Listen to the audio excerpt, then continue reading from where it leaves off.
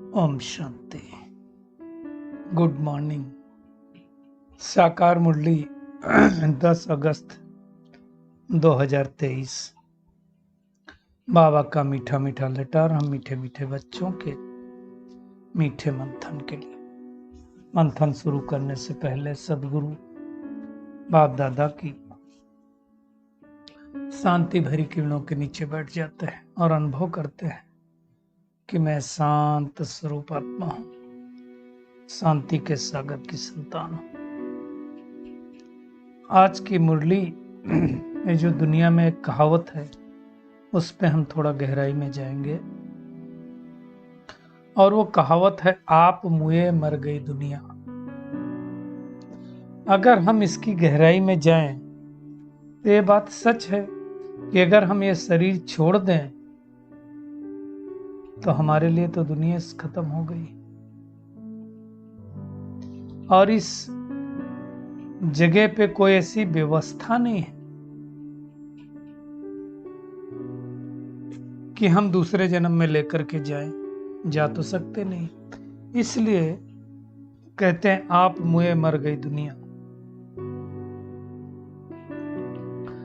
तो आप देखो, जब कोई व्यक्ति शरीर छोड़ देता है तो क्या होता है फिर। एक बार की मैं सच्ची बात बताता हूं। तो एक इंश्योरेंस कंपनी वाले ने आया था शायद, तो आकर के उन्होंने कहा कि आप जो है इंश्योरेंस करवा लीजिए। तो हमने कहा किसका? बोले अपना। किस लिए? बोले आपके ना रहने से आपकी फैमिली को फायदा होगा। अब हमने कहा कि भाई हम जब नहीं रहेंगे तो हम थोड़ी देखने आएंगे कि फैमिली को मिल रहा है या नहीं मिल रहा है, हमें क्या फर्क पड़ेगा, हम थोड़ी वहां से देखेंगे। तो भाई वो शाक हो गए वो लोग। बोले ऐसी सोच भी हो सकती क्या किसी की? कहने का भावार्थ इस सृष्टि का नियम ये है कि हम जो कुछ यहाँ पे कमाएंगे उसको एंजॉय आप कर सकते हैं, ले जाने का कोई प्रावधान नहीं है और ले जाने की जरूरत भी नहीं है। क्यों जरूरत नहीं है? क्योंकि सृष्टि का बहुत सुंदर नियम है। इस सृष्टि ने आपके लिए पहले से व्यवस्था करके रखी है। आप देखो, जैसे आत्मा ये शरीर छोड़ देती है और दूसरी जगह जाकर के शरीर लेती है, बच्चा पैदा हुआ तो उसकी कर्मों के अनुसार, उसके संस्कारों के अनुसार, उसके कार्मिक डेप्ट के अनुसार, कार्मिक अकाउंट के अनुसार अगले जन्म में व्यवस्था हो रहती है। उसको रहने के लिए शरीर मिलता है, माँ बाप मिलते हैं, घर मिलता है, पालन पोषण होता है, सब कुछ होता है। तो सारी व्यवस्था पहले से ही है। जैसे दुनिया में कोई टूर नहीं जाता तो कहेंगे सब जगह रिजर्वेशन है, तो हमारा सब जगह रिजर्वेशन ही होता है। करना क्या है? केवल वो रिजर्वेशन किस आधार पे होता है? श्रेष्ठ कर्मों के आधार पर होता है। तो इसलिए बाबा पूछता है, कहता है कि जैसे दुनिया वाले शरीर छोड़ते हैं तो शरीर छोड़ेंगे तो कहाँ आएंगे? कलयुग में आएंगे। और बाबा ने कहा कि आप अगर शरीर छोड़ेंगे तो ये दुनिया समाप्त हो जाएगी। अर्थात कहने का भावार्थ क्या है कि अब तुम्हारा पार्ट है सदगी दुनिया में और तुम परमात्मा के पास गोद लियो। परमात्मा आता है लास्ट में, तो अब ये दुनिया खत्म हो जाती है और हमारा अगला जन्म जो होता है वो नई दुनिया में होती है। इसलिए कहा जाता है आप मुए तो मर गई दुनिया। मतलब आपका जब इस कलयुगी सृष्टि से शरीर आपने छोड़ा तो पूरी सृष्टि का ही परिवर्तन हो जाता है ना। दुनिया में कहते हैं जब अंतिम समय आता है कि राम राम जपो, और जब शरीर छोड़ देता है तो कहते हैं राम नाम सत्य है। सत्य किसको कहते हैं? परम पिता परमात्मा जो सत्य है उसका ही नाम लेना चाहिए, इसलिए कहते हैं राम नाम बोलो। माला भी राम राम की जपते हैं। तो माला कोई जपने की बात नहीं, बुद्धि से याद करने की बात है। और हम सब ने जीते जी ईश्वर की गोद ली है। ईश्वर की गोद में आए हैं, तो उस ईश्वर को क्या करना है? बड़े प्यार से याद करना है।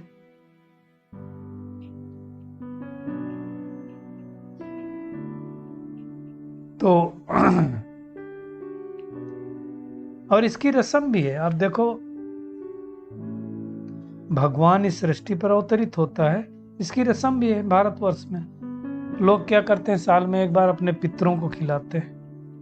अब तो नहीं है, पहले शायद ऐसा होता था कि जैसे कोई सी ने मान लो शरीर छोड़ दिया तो ब्राह्मण आते थे और ब्राह्मण में उस आत्मा को बुलाते थे और फिर पूछते थे तुम्हारी आशा क्या आस है। अब शरीर तो आता नहीं था, कहते हैं आत्मा आती थी। तो अगर वो आत्मा आ सकती है तो परमात्मा का प्रवेश नहीं हो सकता क्या? हो सकता है। तो परमात्मा के अवतरण पे बाबा कहते हैं, बात समझा सकते हो। तो परमात्मा कोई मनुष्य शरीर के नहीं जन्म लेता है, पर काया प्रवेश करता है। तो ऐसे ही परमात्मा के अवतरण के बाद हम सब आत्माएं उसकी गोद लेते हैं।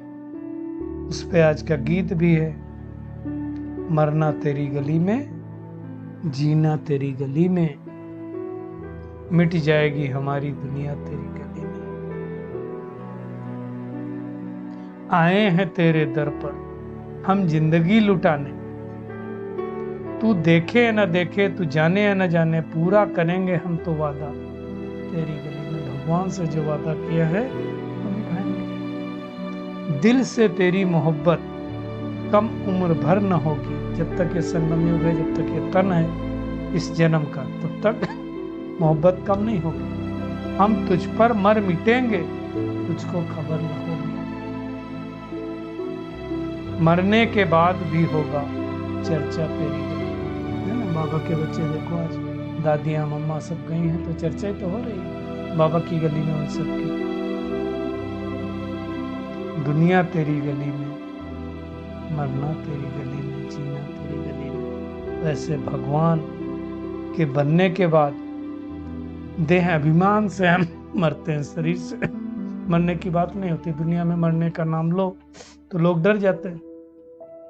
कई लोगों को जब बोलते हैं कि आप आइए, आपको हमारा ईश्वरीय निमंत्रण है, तो कई लोग डर जाते, कहते नहीं भाई ईश्वरीय निमंत्रण अभी मत दो, हमें अभी नहीं जाना ईश्वर के पास। ईश्वरीय निमंत्रण का मतलब ईश्वर के घर में आने का, सेंटर पे आने का। तो कई लोग इसके अर्थ को अलग समझ लेते हैं। अब जो परमात्मा इस सृष्टि पर आता है और आकर के ज्ञान सुनाता है, तो फिर सर्वव्यापी कैसे हो सकता है? कोई, वो हमारा पिता है, सर्वव्यापी मतलब हमारे अंदर भी है, तो कोई बाप बच्चे में कैसे प्रवेश कर सकता है? ये बात समझने की है ना। तो भगवान को सर्वव्यापी कहना बहुत बड़ी विज्ञानता है।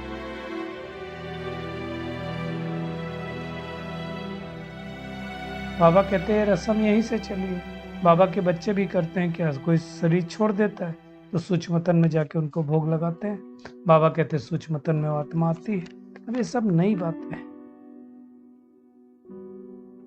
ब्राह्मणों की रस्म रिवाज भी अलग है। मंदिरों में भोग लगाते हैं, पितरों को खिलाते हैं, है ना। अब वो आत्मा कहाँ गई, क्या गई, किसी को थोड़ी पता होता है ना।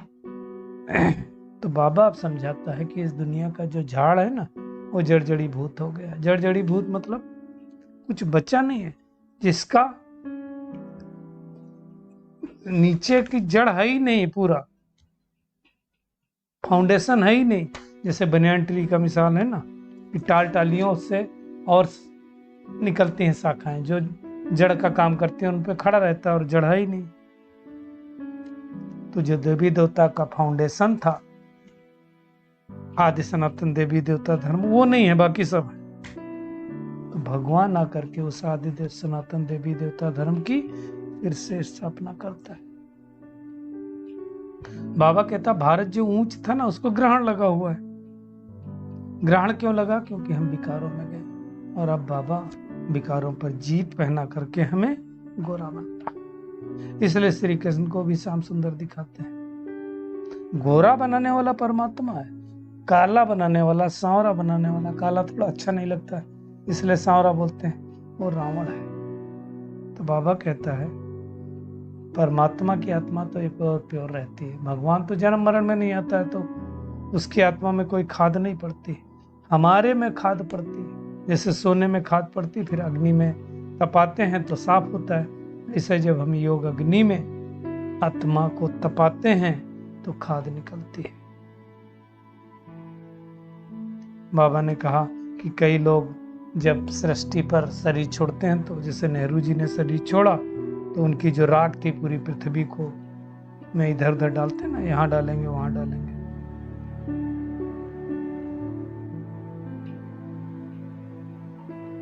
वैसे भी दुनिया में देखो, जब कोई फसल में कीड़ा लगता है तो राखी डालते हैं। तो भगवान कहता है कि अब इतनी सारी राख होने वाली है, बहुत सारी आत्माएं शरीर छोड़ेंगी तो शरीर तो राख ही होने वाली है, इसलिए वो फर्टाइल होगी ये धरती, और सतयुग में बहुत अच्छी सब्जी अनाज पैदा हो। बाबा कहता तुम विचार करो कितनी खाद मिलेगी भारत में, करोड़ों आत्माएं, 140 करोड़ आत्माएं हैं, बचेंगे कितने? कुछ लाख बचेंगे, 9 लाख 10 लाख जो भी हो, तो कितनी खाद बाबा कहता बनेगी? फिर सारी दुनिया नहीं हो जाएगी। बाबा ने शुरू में तो साक्षात्कार भी कराया ना तो बाबा कहता है लास्ट में भी साक्षात्कार होगा उन बच्चों को जो पूरी याद में रहेंगे, है ना। तो अब बाबा कहता है लाडले सिकलदे बच्चे, तुम 5000 वर्ष बाद आकर मिले हो, बिछुड़ गए थे, अब क्यों मिले हो? बेहद का वर्षा लेने के लिए। तो तुम मुझे याद करो, है ना। दुनिया में किसी का बच्चा 6 महीने 8 महीने 1 साल बाद फॉरेन से आया हो तो कितना प्यार करता है, तो हमें तो बेहद का बाप मिला है, तो कितना प्यार करता है बाबा बच्चों को, है ना। बाबा कहता है बाप बच्चों को सिर पर रखते हैं, तो बेहद के बाप को तो कितने बच्चे हैं। तो बाबा हर एक बच्चे को माथे पे चढ़ाना मतलब हम पाँव में गिरे थे, गाते थे मैं तुम्हारे पैरों की धूल हूं। परमात्मा ने क्या कहा? तुम मेरे दिल के फूल हो, तो सिर पे चढ़ा लिया ना। तो हमें क्या करना है? ऐसे परमात्मा की श्रीमत पर चलना है, मत अपनी मन मत नहीं माननी, पर मत, मन मत, रावण मत और श्रीमत। तो हमें श्रीमत पर चलना है। बाबा कहते श्रीमत पर चलेंगे तो सूर्यवंशी बनेंगे, सुदर्शन चक्रधारी बनना है। कौन बनेगा? तो बाबा पूछता है कितनों को आप समान बनाया? ऐसे थोड़ी बन जाएंगे। तो अच्छी तरह से बाबा को याद करना है। बाबा ही कह सकता है मेरे सिगलते बच्चे, कोई साधु सन्यासी थोड़ी कहेगा मेरे बिछड़े हुए बच्चे, नहीं। तो बाबा कहता तुम जानते हो कि हम स्वर्ग के मालिक थे, अब नहीं है, फिर से भगवान हमें बना रहा है। जो जैसा पुरुषार्थ करेगा वैसा ऊंच पद पाएगा। दुनिया तो जानी है, दुनिया के जाने का टाइम तो उल्टी गलती चालू हो गई। अब हमें क्या करना? उस परमात्मा को बड़े प्यार से याद करना है। तो आज का होमवर्क क्या है? एक तो इस नशे में रहना है कि हमने ईश्वर की गोद में ली, और दूसरा माता पिता के समान आप समान बनाने की सेवा करनी है, सुदर्शन चक्र को फिराते रहना है, और इस नशे में रहना है कि हमें भगवान बेहद का बाप मिला हुआ है, उसके गले का हार बनने के लिए बार बार याद करना है। आज का बाबा का वरदान है, देह अभिमान के त्याग द्वारा सदा सम्मान में स्थित रहने वाले सम्मानधारी भव। बहुत अच्छा वरदान है। बाबा कहता है जब जो बच्चे एक जन्म देह अभिमान का त्याग करके सम्मान में रहते हैं, सम्मान तो बहुत दिए बाबा ने, तो उसके रिटर्न में भाग्य विधाता द्वारा, भगवान द्वारा सारे कल्प के लिए सम्मानधारी बनने का भाग्य प्राप्त होता है। मतलब महाराजा बनेगा, राजा बनेगा। आधा कल्प क्या होगा?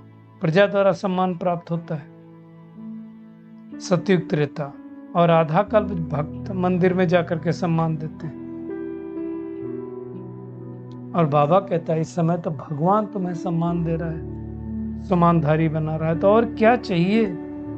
तो सम्मान और सम्मान का बहुत गहरा संबंध है। जितना हम सम्मान में रहेंगे उतना सम्मान मिलेगा।